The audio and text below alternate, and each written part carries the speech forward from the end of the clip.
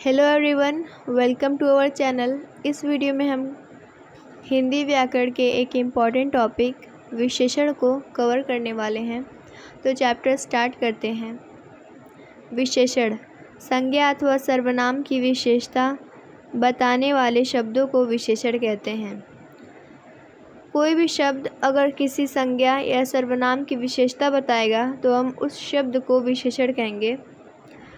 विशेषता यानी उसका गुण बता सकता है। दोष, संख्या, रंग, आकार, प्रकार, यह सभी उसके विशेषता में आएंगे। विशेषता यानी सिर्फ अच्छाई नहीं बल्कि बुराई भी होता है। ठीक है, जैसे उदाहरण से समझिए। ऊंचा कद, पतला आदमी, कई लड़के आदि। अब देखिए, इन सभी उदाहरण में ऊंचा, पतला और कई विशेषण हैं और जो कि कद, आदमी और लड़के की विशेषता बता रहे हैं, इसलिए यह विशेष्य हो जाएंगे। विशेष्य का मतलब होता है जिस व्यक्ति या वस्तु की विशेषता बताई जाती है उसे विशेष्य कहते हैं। तो इस उदाहरण में कद, आदमी और लड़के की विशेषता बताई जा रही है, इसलिए यह तीनों विशेष्य हो जाएंगे। ठीक है, अब देखिए प्रविशेषण क्या होता है। विशेषण शब्दों की विशेषता बताने वाले शब्दों को प्रविशेषण कहते हैं। अगर कोई भी शब्द संज्ञा या सर्वनाम की विशेषता बताए तो हम उसे विशेषण कहते हैं, पर अगर कोई शब्द विशेषण शब्दों की विशेषता बताने लगे तो उसे हम प्रविशेषण कहेंगे। जैसे उदाहरण से देखिए, आप बड़े चतुर हैं। इसमें चतुर विशेषण है और ये बड़े शब्द चतुर की विशेषता बता रहा है, इसलिए यह प्रविशेषण हो जाएगा। अब देखिए विशेषण के भेद।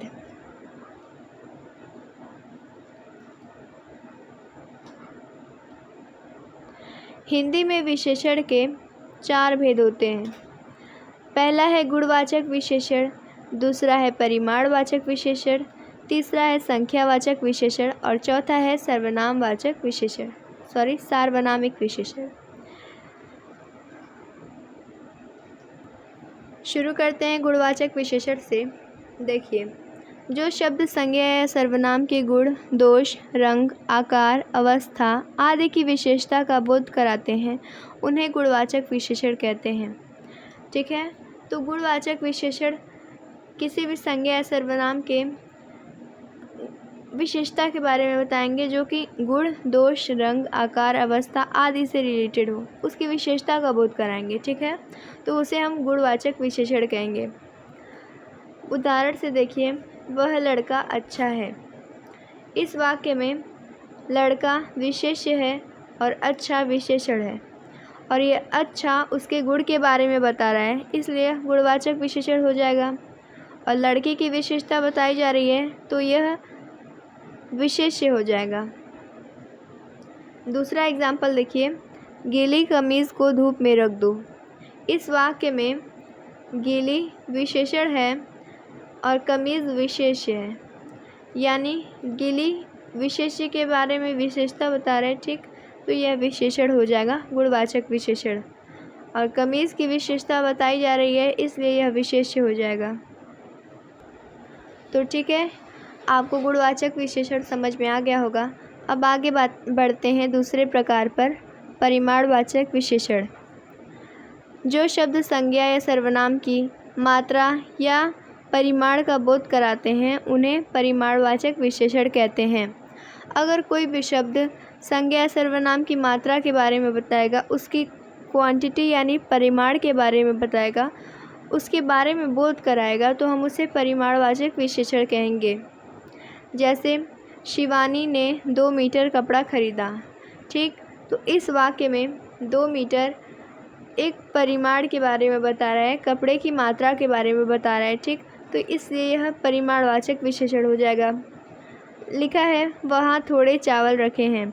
इस वाक्य में थोड़े शब्द परिमाण के बारे में बोध करा रहा है, संज्ञा सर्वनाम यानी चावल के बारे में उसकी मात्रा का बोध करा रहा है, इसलिए यह परिमाणवाचक विशेषण का उदाहरण हो जाएगा।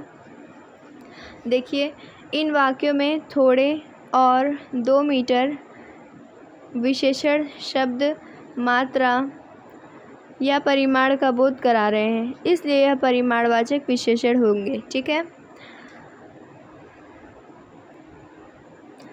अब देखिए परिमाणवाचक विशेषण के भी 2 प्रकार होते हैं। पहला है निश्चित परिमाणवाचक विशेषण और दूसरा है अनिश्चित परिमाणवाचक विशेषण। निश्चित परिमाणवाचक विशेषण यानी जिन विशेषण शब्दों से वस्तुओं अथवा पदार्थों की निश्चित मात्रा का बोध हो उसे निश्चित परिमाणवाचक विशेषण कहते हैं। नाम से ही क्लियर है, निश्चित यानी सटीक, यानी जिसमें हमें पता हो कि उसकी मात्रा क्या है। देखिए अगर कोई भी वस्तु या पदार्थ के निश्चित मात्रा का बोध होता है तो उसे हम निश्चित परिमाणवाचक विशेषण कहेंगे। जैसे सीमा ने 10 ग्राम सोना खरीदा, इसमें हमें सोने की निश्चित मात्रा का बोध हो रहा है 10 ग्राम, इसलिए यह निश्चित परिमाणवाचक विशेषण हो जाएगा। दूसरा प्रकार है अनिश्चित परिमाणवाचक विशेषण।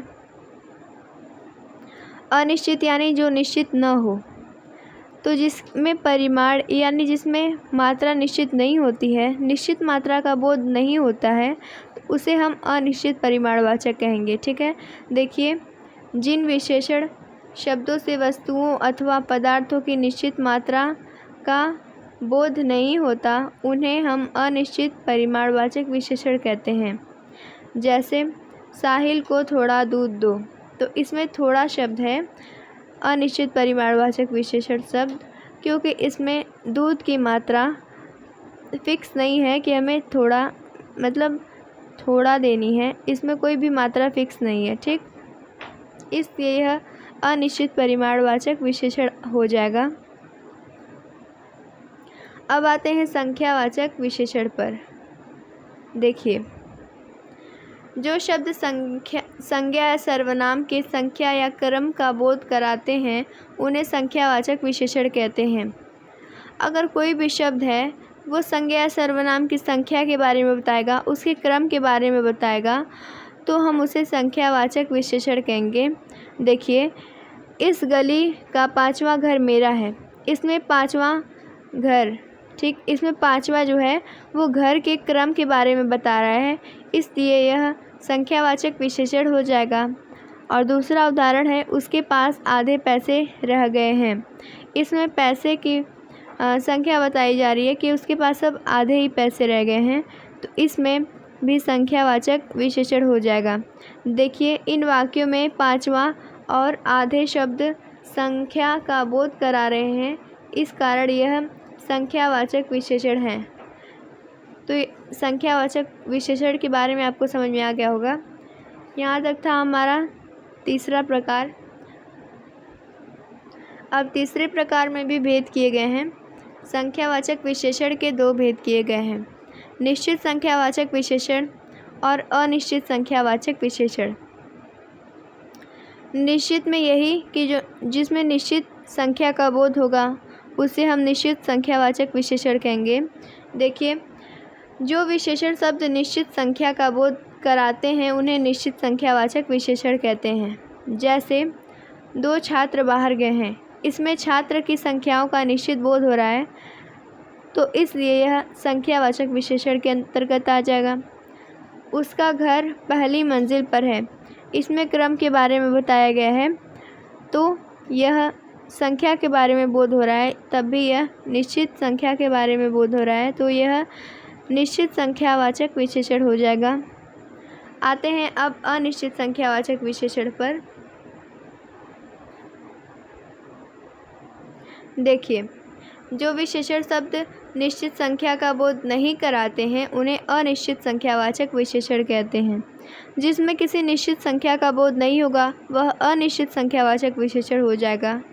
जैसे कुछ लड़के घर चले गए हैं, अब कुछ में कुछ निश्चित नहीं है कि कितने लड़के गए हैं, और इसमें संज्ञा या सर्वनाम की संख्यावाचक विशेषण कुछ है। ठीक है, जैसे सब घर चले गए हैं, अब सब में भी किसी संख्या का बोध नहीं हो रहा है क्लियरली, ठीक, तो यह अनिश्चित संख्यावाचक विशेषण हो जाएगा।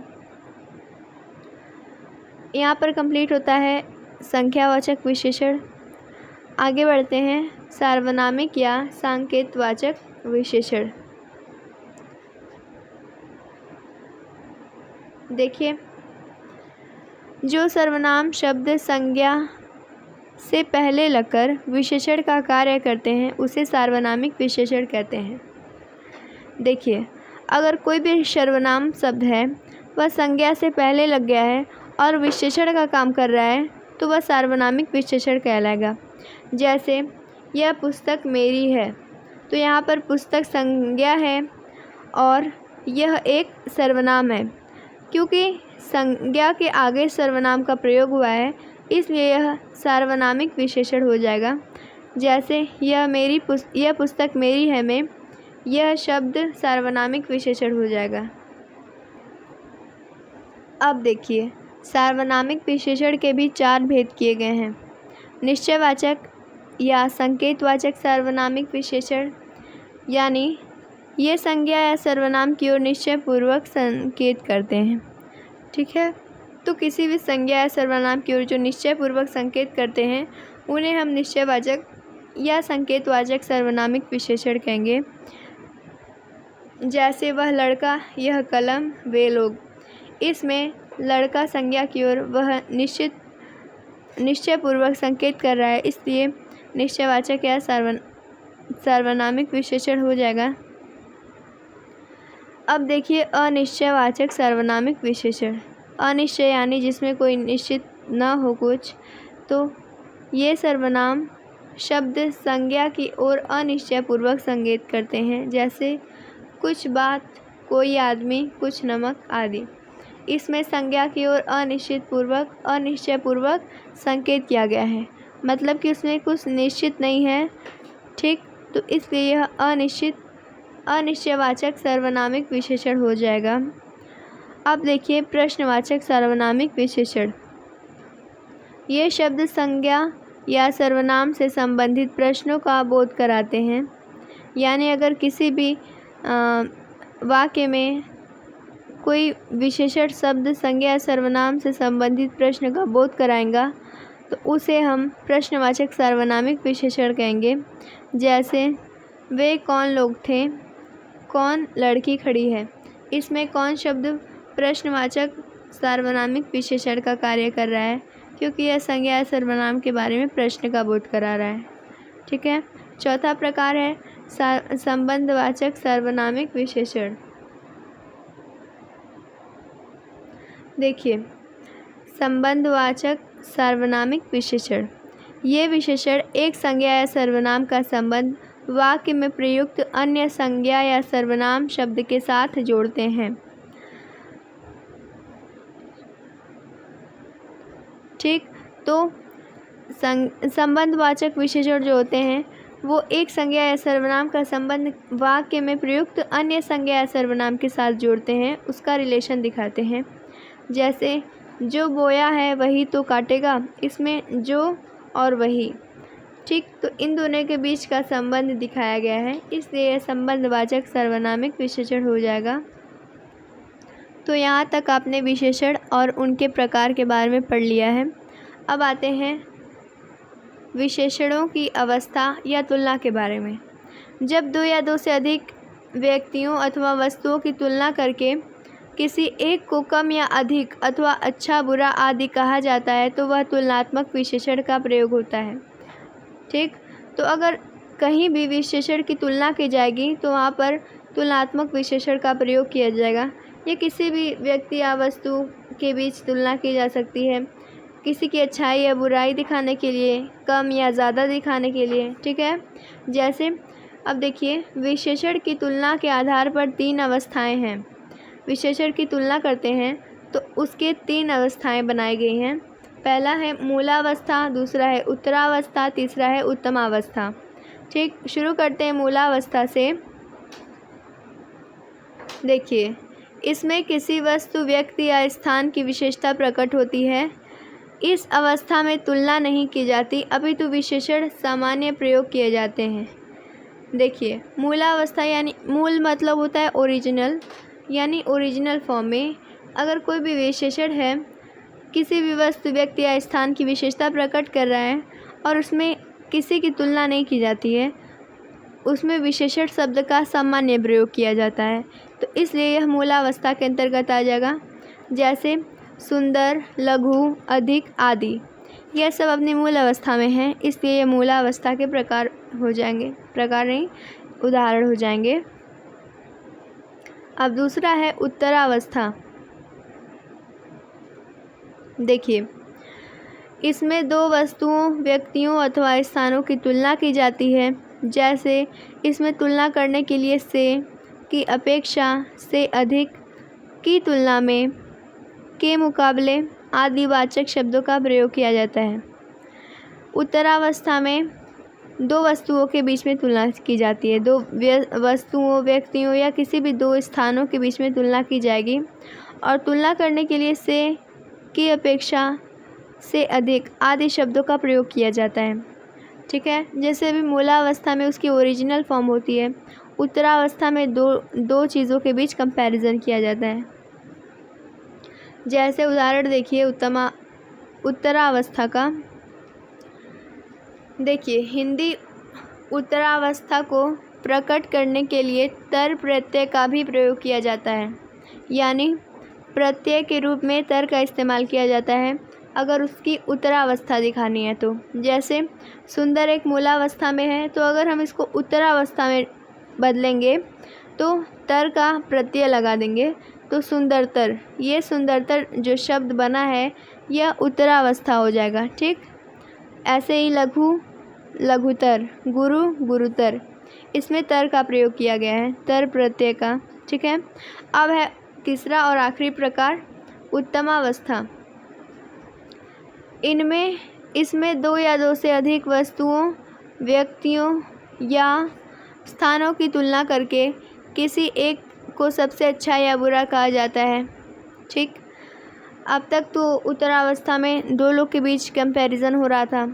अब तीसरा है उत्तमावस्था। इसमें दो से अधिक वस्तुओं या व्यक्तियों या स्थानों की तुलना की जाती है।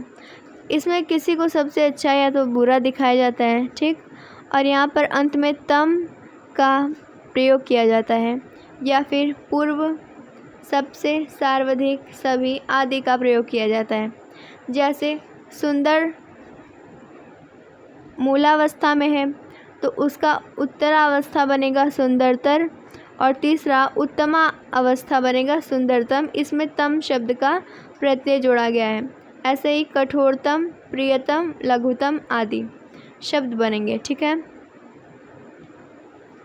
तो यहाँ पर उत्तमावस्था भी आपने पढ़ लिया, तो यहाँ पर विशेषण चैप्टर कंप्लीट होता है। उम्मीद करती हूँ कि आपको बहुत अच्छे तरीके से समझ आया होगा। Thank you.